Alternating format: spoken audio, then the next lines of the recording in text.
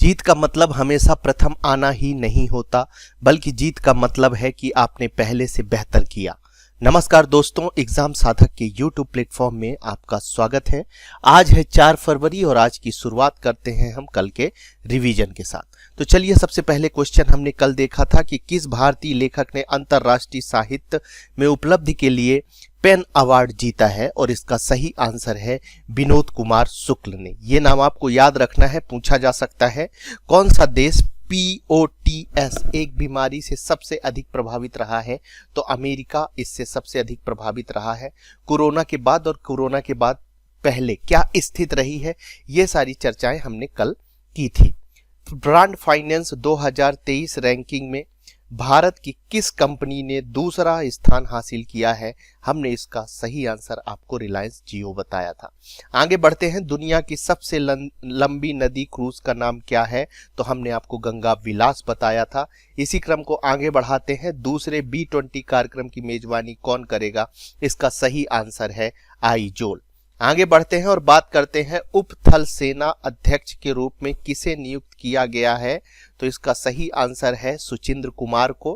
कौन से 2 राज्य स्वच्छ ऊर्जा परिवर्तन अपनाने वाले शीर्ष राज्य हैं? तो कर्नाटक और गुजरात हैं। कल हमने इसके बारे में काफी डिस्कस किया था। फिक्की के नए महासचिव कौन नियुक्त किए गए हैं? शैलेंद्र पाठक जी को नियुक्त किया गया है। नाइजीरिया के नए राष्ट्रपति के रूप में शपथ किसने ली थी?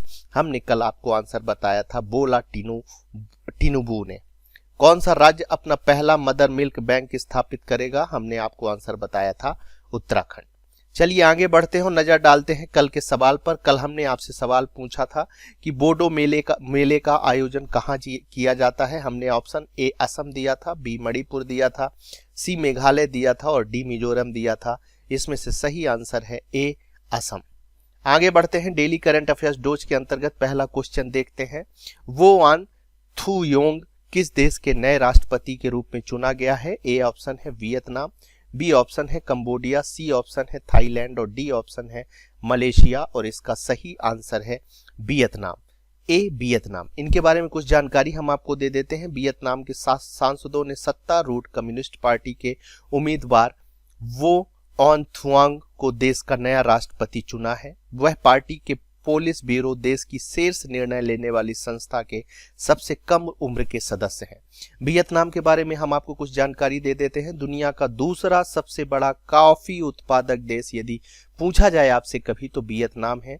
वियतनाम में विश्व में काजू का सबसे बड़ा उत्पादक देश है। विश्व में लगभग 30% काजू वियतनाम में ही पैदा होती है। आगे बढ़ते हैं और डेली करंट अफेयर्स डोज के अंतर्गत नेक्स्ट क्वेश्चन पर नजर डालते हैं, जो बहुत ही इंपॉर्टेंट है। 7वें अंतरराष्ट्रीय धम्म सम्मेलन का उद्घाटन कहाँ किया गया? A ऑप्शन है भोपाल, B ऑप्शन है सांची, C ऑप्शन है बोध गया और D ऑप्शन है लद्दाख, और इनमें से सही ऑप्शन है A भोपाल। राष्ट्रपति, बहुत ही इंपॉर्टेंट क्वेश्चन है और मध्य प्रदेश में होने वाला एक बहुत बड़ा प्रोग्राम है, ये बहुत बड़ा सम्मेलन है, इस लिहाज से भी महत्वपूर्ण हो जाता है। राष्ट्रपति द्रौपदी मुर्मू ने 3 मार्च 2023 को भोपाल मध्य प्रदेश में 7वें, ये याद रखना है संख्या, 7वें अंतरराष्ट्रीय धम्म सम्मेलन का उद्घाटन किया, जो 5 मार्च 2023 तक चलेगा। इसकी थीम क्या है ये भी आपको याद रखना है, नए युग के लिए पूर्वी मानवतावाद। आयोजनकर्ता कौन है? तो बौद्ध भारतीय अध्ययन के सांची विश्वविद्यालय के सहयोग से इंडिया फाउंडेशन ने इसका आयोजन किया है। आगे बढ़ते हैं और नेक्स्ट क्वेश्चन पर नजर डालते हैं। क्वाड विदेश मंत्रियों की बैठक की मेजबानी किसने की? A ऑप्शन है अमेरिका, B ऑप्शन है जापान, C ऑप्शन है भारत और D ऑप्शन है ऑस्ट्रेलिया, और इसका सही आंसर C भारत है।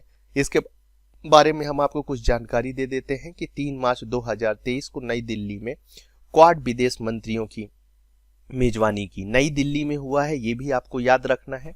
विदेश मंत्री डॉक्टर एस जयशंकर ने बैठक की अध्यक्षता की। बैठक में ऑस्ट्रेलिया, जापान के विदेश मंत्रियों, अमेरिका के विदेश मंत्रियों ने भाग लिया है। क्वाड क्या है? तो यह ऑस्ट्रेलिया, भारत, जापान, अमेरिका के बीच एक रणनीतिक सुरक्षा संवाद है। चलिए आगे बढ़ते हैं, नेक्स्ट क्वेश्चन पर नजर डालते हैं। भारत के किस मंत्रालय को पोर्टर पुरस्कार 2023 दिया गया है? A ऑप्शन है सड़क एवं परिवहन मंत्रालय, B ऑप्शन है स्वास्थ्य मंत्रालय, C ऑप्शन है कृषि मंत्रालय और D ऑप्शन है उद्योग मंत्रालय, और इसका सही आंसर है B स्वास्थ्य मंत्रालय। केंद्रीय स्वास्थ्य और परिवार कल्याण मंत्रालय को पोर्टर पुरस्कार 2023 प्राप्त हुआ है। मंत्रालय को कोविड-19 के प्रबंधन में सरकार की रणनीति, इसके दृष्टिकोण, विभिन्न हितधारकों की भागीदारी, पीपीई किट बनाने के लिए आशा कार्यकर्ताओं की भागीदारी के लिए सम्मानित किया गया है। पोर्टर पुरस्कार, इस पुरस्कार का नाम विजेता अर्थशास्त्री माइकल ई पोर्टर के नाम पर रखा गया है। इसकी घोषणा स्टैनफोर्ड यूनिवर्सिटी कैलिफोर्निया में द इंडिया डायलॉग के दौरान की गई थी। चलिए आगे बढ़ते हैं, नेक्स्ट क्वेश्चन पर नजर डालते हैं। सशस्त्र सीमा बल का महानिदेशक किसे नियुक्त किया गया है? ए ऑप्शन है रश्मि शुक्ल, बी ऑप्शन है देविका चटर्जी, सी ऑप्शन है प्रणय शुक्ल और डी ऑप्शन है संदीप शर्मा। और इसका सही आंसर है ए रश्मि शुक्ल। वर्तमान में सीआरपीएफ के अतिरिक्त महानिदेशक के रूप में ये कार्यरत है।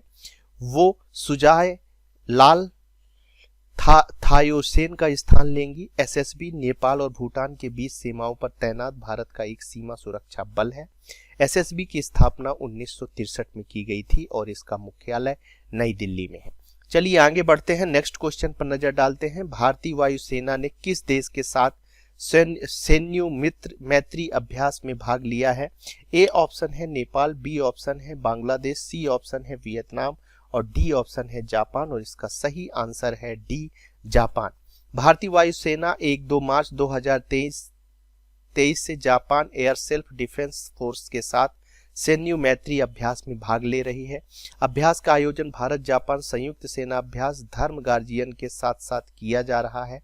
जापान के गोमात्सु में 13 फरवरी से 2 मार्च तक धर्म संरक्षक का आयोजन किया जा रहा है। IAF एक C-17 ग्लोब मास्टर तृतीय विमान के साथ भाग ले रहा है। चलिए आगे बढ़ते हैं, नेक्स्ट क्वेश्चन पर नजर डालते हैं। BIMSTEC ऊर्जा केंद्र के शासी बोर्ड की पहली बैठक की मेजबानी कहाँ की गई है? ए हैदराबाद, बी बेंगलोर, सी प्रयागराज और डी नई दिल्ली। और इसका सही आंसर है बी बेंगलोर। इससे संबंधित कुछ जानकारी हम आपको दे देते हैं। भारत ने 27 फरवरी 2023 को बेंगलोर के सांगीला होटल में बिम्स्टेक एनर्जी सेंटर के गवर्निंग बोर्ड की पहली बैठक की मेजबानी की गई। बैठक के दौरान भारत की नेबरहुड फर्स्ट एक्ट ईस्ट नीतियों पर प्रकाश डाला गया है। बिम्स्टेक के बारे में हम आपको जानकारी दे देते हैं। यह एक बहुपक्षीय क्षेत्रीय संगठन है।